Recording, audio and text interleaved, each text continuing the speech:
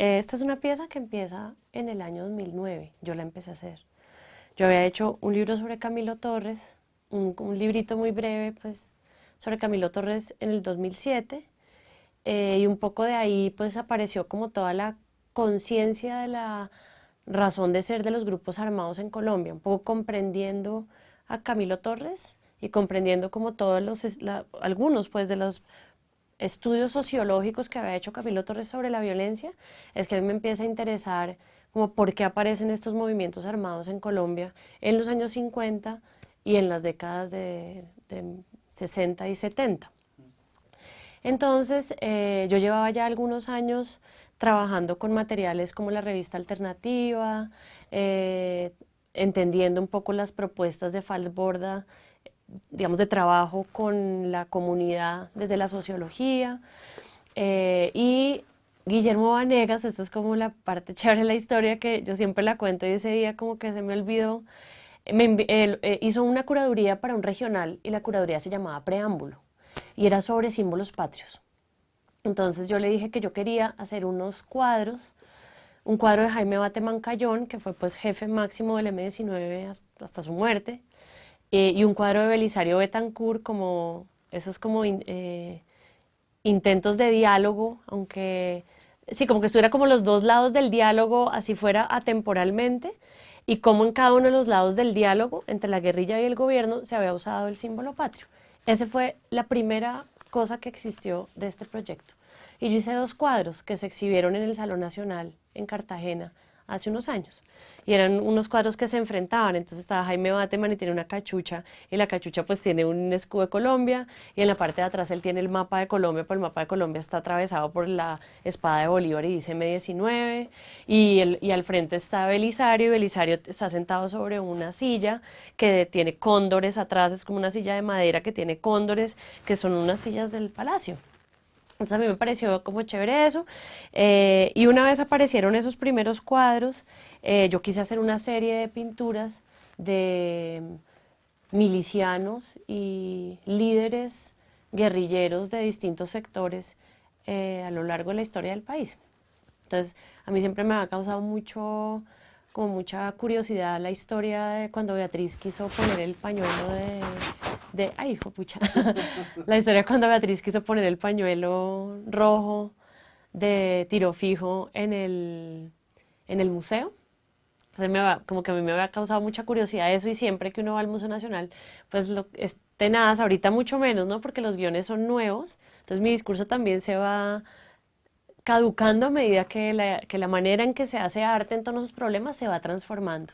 Pero cuando este proyecto inició, eh, era imposible ver a Tiro Fijo en las salas del Museo Nacional, era imposible ver a Guadalupe Salcedo en las salas del Museo Nacional, era imposible ver a Quintín Lame como no fuera en una foto así de grande detrás de una vitrina tremenda. Entonces a mí me pareció que era chévere hacer unos retratos de los guerrilleros que de alguna manera parecieran los retratos, como los grandes retratos, pues de no sé, de Joshua Reynolds, ¿sí?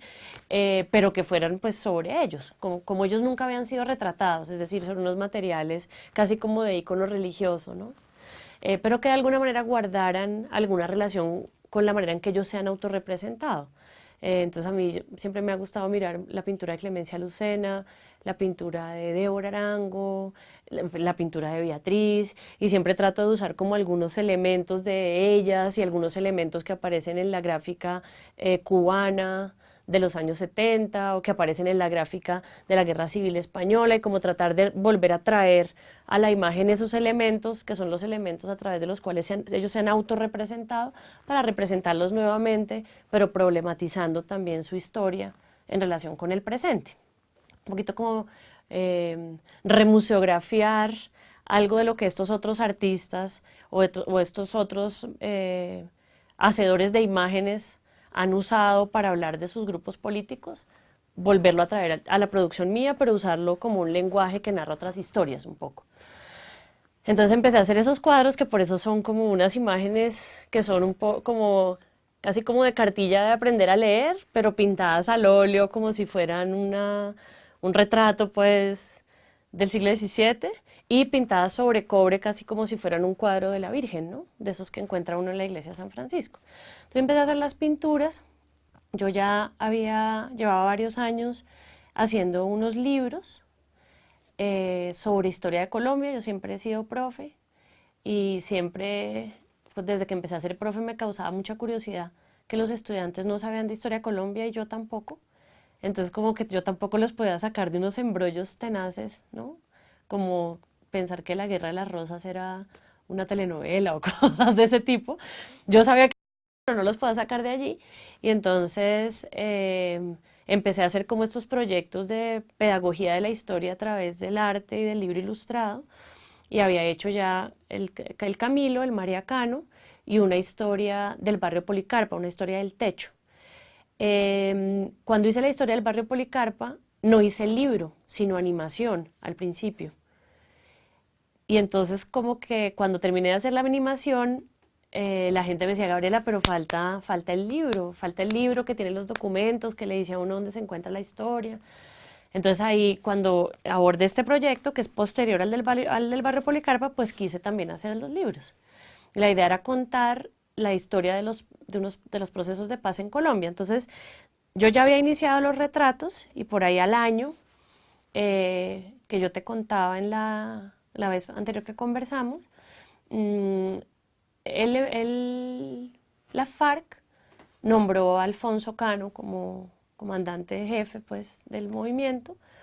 Y como Alfonso Cano había sido director de la JUCO en el Policarpa, y yo tenía como una idea de Cano como, digamos, como uno de estos personajes con una habilidad grande para comprender históricamente el movimiento armado, entonces yo pensé que muy seguramente iba a haber proceso de paz, también porque siempre se repiten de alguna manera las historias con los procesos de paz anteriores. Entonces yo pensé que si iba a haber proceso de paz, tenía que haber de alguna manera una pedagogía sobre el proceso de paz, porque evidentemente y según las experiencias previas, pues el gobierno no la iba a asumir. Entonces la única manera de asumir críticamente un nuevo proceso de paz era conociendo qué había pasado con los procesos de paz anteriores y entendiendo sobre todo, que para mí era importantísimo, por qué surge el movimiento armado en Colombia. Sí, así como dice Camilo Torres, que como este libro es nuevo, pues hablo mucho de ese libro. Un campesino no vende la vaca para comprar un fusil porque sea violento y quiera tener un fusil y agarrar a todo el mundo a bala. Porque es que vender la vaca le implica que la familia no tiene que comer. Un campesino vende la vaca para comprar el fusil cuando sabe que si no su familia se muere. ¿Sí? Entonces, ¿cuál es la razón de ser del movimiento armado en Colombia?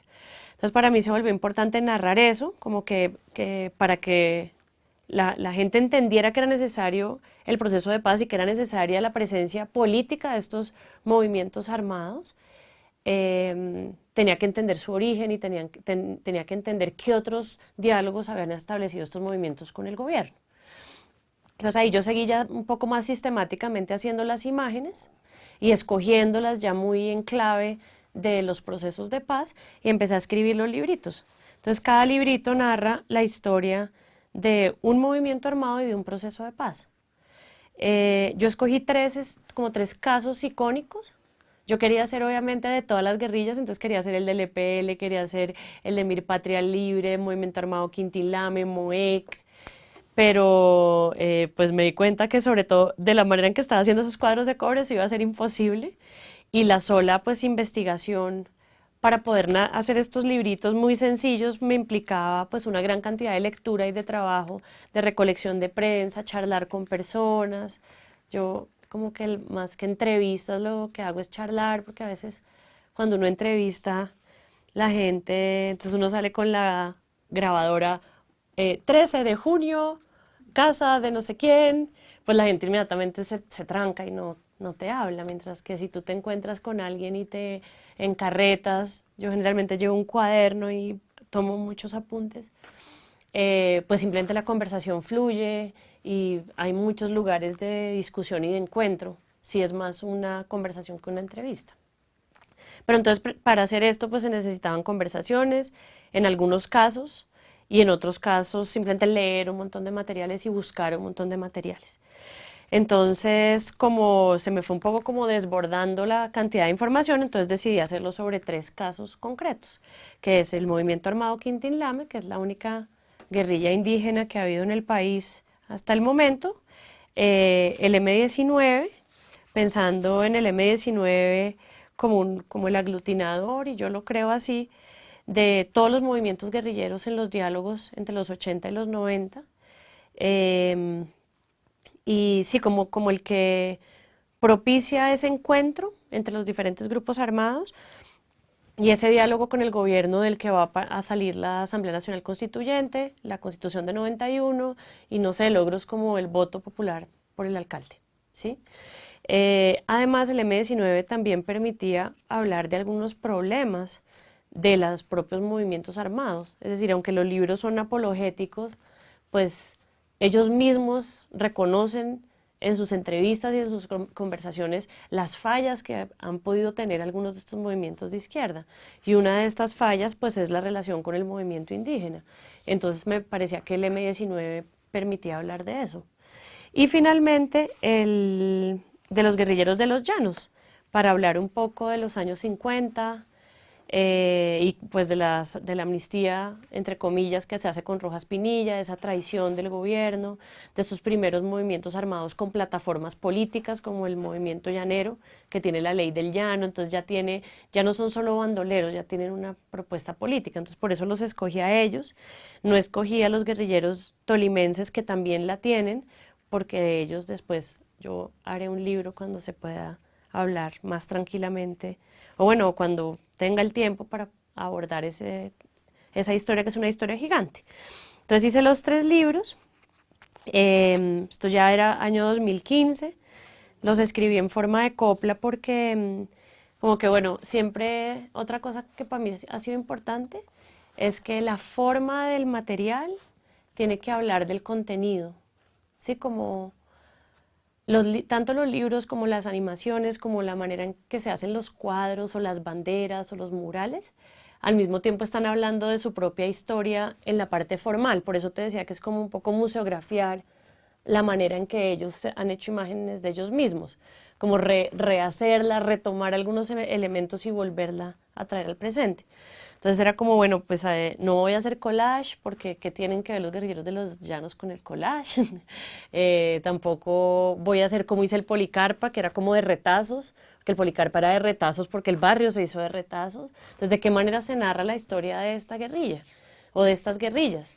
Y entonces pues está Jaime Bateman con el vallenato y pues como proponiendo que el vallenato, que la ley del embudo es el himno del M, y por otro lado está Guadalupe Salcedo y todas las enorme cantidad de coplas que hay sobre Guadalupe y cómo va Guadalupe en su caballo blanco y cómo llega a los pueblos y lo mismo las coplas sobre Sangre Negra. Entonces son esas cosas que es como de repente que está uno un día como, o sea, a mí el arte siempre le da a uno las respuestas. Toca es como pensar con las manos, ahí sí como la película de Godard, y de repente un día está uno pensando con las manos y ¡pum! Viene la respuesta y se le da un mismo trabajo. Entonces era como miércoles, ¿qué hago? ¿Cómo voy a escribir esta historia? Y de repente fue como, no, pues coplas. Y ahí me saqué un ojo tratando de escribirlas, pues porque yo no soy poeta. Entonces, y la idea era que rimaran y no sé qué. Y entonces ahí, a partir de libros y de prensa y de algunas conversaciones, reconstruí las historias y las convertí como en unas canciones.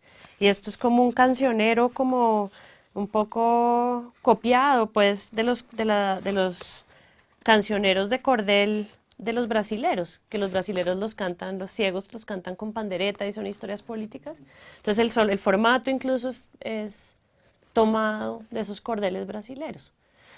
Y los murales, entonces me han hecho muchas preguntas de los murales después del montaje, en parte también por eso quería como volver a charlar contigo. Eh, yo quería hacer como un monte, como una... Después vino otro hoyo, ¿no? Y era como montar esas pinturas así de grandes en un espacio gigante y que se vieran y que la gente se acercara a ellas. Entonces tuve unas conversaciones con Víctor Leñelet y entonces él me hablaba como mucho de las iglesias y cómo ponían la Virgencita abajo y tal otra imagen arriba y no sé qué. Y yo, miércoles, sí, pero ¿y esto qué hago? Y finalmente, entonces un día estaba en una charla tal vez y estaban hablando de ese libro Rebeldes Primitivos de Hobsbawm en el que él dice que Colombia es propensa a una eterna guerra de guerrillas por su geografía. Entonces yo había tenido acceso a unos materiales que están publicados, no son pues archivos ni nada, que son fotografías sobre los lugares en donde se han hecho los acuerdos de paz, los lugares donde ha habido encuentros, donde ha habido misas a veces, donde ha habido intercambios entre la guerrilla y el ejército. Tenía muchas fotografías de eso, entonces traté de hacer como una especie, el mural es un collage de muchos paisajes, algunos del Quindío, otros del Cauca, otros del Tolima, otros del Huila, otros del Llano. Esos paisajes se mezclan todos y construyen un solo paisaje y son fotos reales de lugares donde ha habido diálogos. Y la idea era como que cuando uno entrara al espacio uno estuviera como en el monte y, y pudiera acercarse a estos personajes que habitan el monte. También por esos años Mariana Varela hizo un Luis Caballero que a mí me gustó mucho, que era un paisaje gigante de montañas como en carboncillo. Y entonces uno se acercaba y tenía entre la montaña un nidito. Y ahí, o sea, eso para mí fue como Mariana, o sea, lo amé y pensé que era perfecto también como para volver a tomar esa pieza y digamos, transformar algo de lo que ella había propuesto en la construcción de este escenario en el que habitan estos milicianos y estos otros actores políticos de la historia nuestra. Sí, pues un poco el solo como origen de estos trabajos tiene mucho que ver con eso. Yo no, como que yo no me veía cuando estaba terminando la carrera como un artista elucubrando sobre el arte plástico contemporáneo, ni tratando de cambiar los lenguajes, sino que me gustaba, no sé, la cartillita sobre San Pedro Claver que vendían en la iglesia en Cartagena, o esto, la literatura de cordel, o de pronto unas muñecas de papel con las que uno jugaba de niño, ¿sí? O las pinturas, como las pinturas religiosas, no de la alta pintura religiosa, sino las pinturas religiosas más populares. Entonces, yo pienso que hay como que hay muchas maneras de hacer arte eh, y que una de ellas tiene que ver más como con el uso de la imagen para la construcción de unos nuevos imaginarios. Y para lograr hacer eso, no toca, pero es importante acudir a los imaginarios más cercanos a la gente. Entonces, no sé, se me ocurre los afiches chinos de la revolución, son así hermosos como uno los ve, pese a todo lo que uno pueda criticar muy fuertemente del modelo chino y su implantación en Camboya, etcétera, los afiches eran hermosos, ¿sí? ¿Por qué son así? ¿Por qué causaron tanta sensación? Porque están pautados sobre los calendarios tradicionales de los chinos, que tienen esos peces y esos bordes. Entonces, cuando empieza toda esta producción gráfica en torno a Mao y a la transformación de la República Popular, etcétera, lo que hacen estos artistas artesanos es construir unos héroes y coger un montón de elementos de de los calendarios tradicionales y traerlos a la construcción de los afiches. Entonces, un poco que cuando se construye arte partiendo de unos lenguajes en común con quienes no necesariamente están involucrados con el arte con A mayúscula, entonces se logran unos lugares de comunicación con la gente, digamos, mucho más amplios que aquellos que le hablan solamente al campo artístico. A mí me pasa una cosa chévere y es que siempre que yo pongo una pieza, los niños les gusta, o la señora profesora de historia que no necesariamente es cercana al arte, pero que lleva a sus estudiantes a la galería, digamos, puede sentirse más cercana y como cómoda frente a esas imágenes.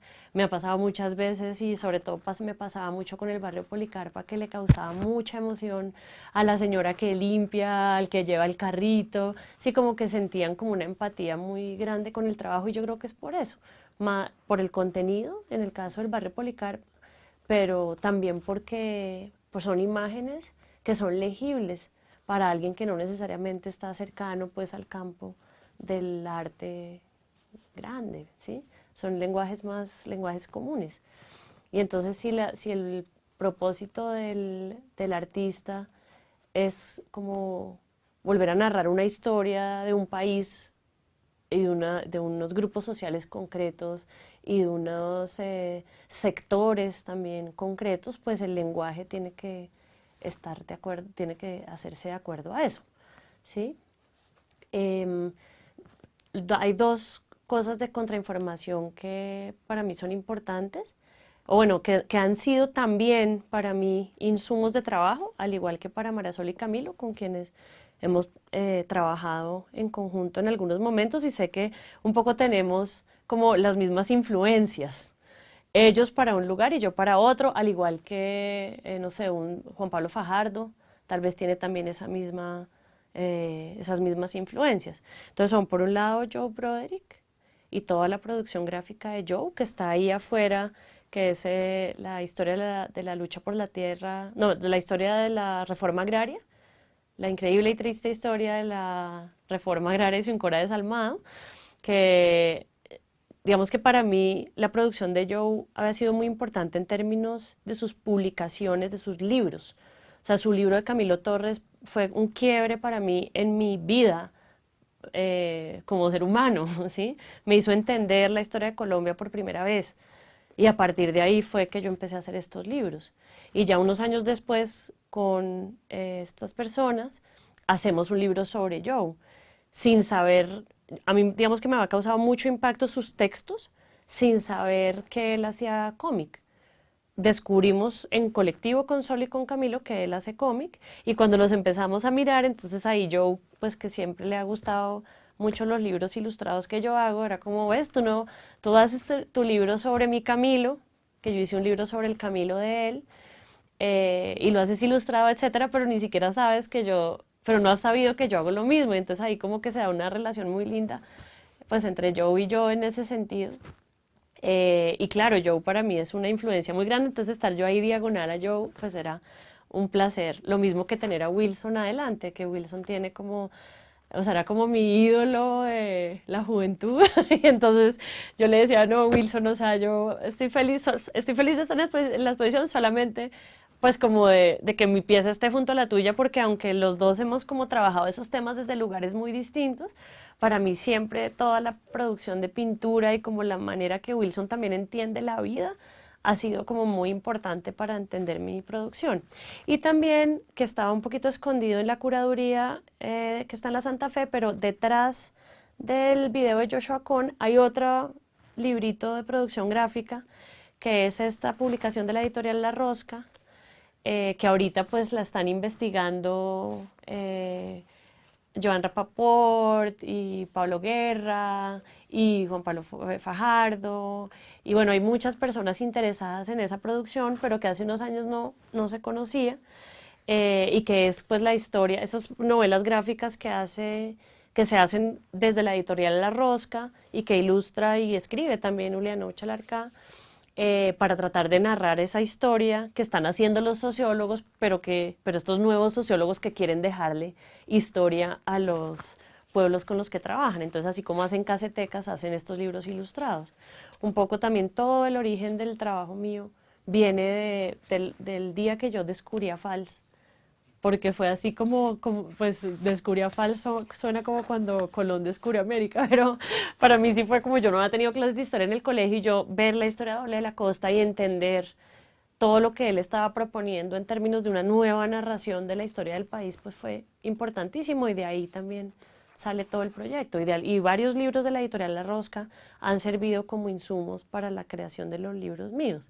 Entonces sí, claro, hay como un interés por el lenguaje popular. Me parece también que la pieza de Carlos Monroy en ese sentido es muy fuerte.